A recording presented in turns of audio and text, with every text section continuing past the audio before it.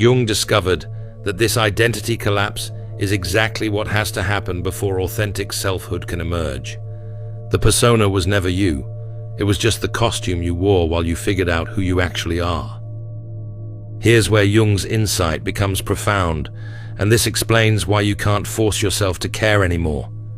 Before awakening, your hobbies were powered by what Jung called ego motivation, the need to achieve, to be seen, to feel special, to escape discomfort.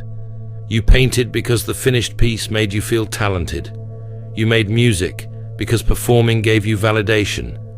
You exercised because the results boosted your confidence. Every hobby was secretly serving your ego's hunger for significance. But awakening disrupts this entire motivational system. When consciousness expands, the ego's desperate need for external validation begins to dissolve.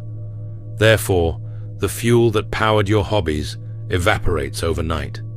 Jung called this motivational reorientation, the psyche's shift from external rewards to internal authenticity, what I call the ego to soul transition.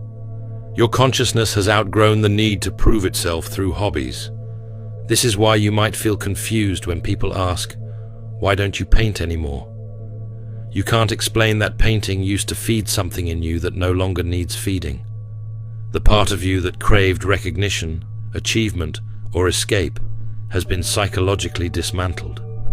But here's what Jung discovered through decades of analysis. This motivational death isn't permanent. It's preparatory. Your psyche is clearing out ego-driven motivations to make space for soul-driven inspirations. The old motivation had to die because it was built on psychological dependency. What emerges next will be built on psychological freedom. Comment if your old hobbies now feel like performance rather than passion. I can't pretend to care anymore.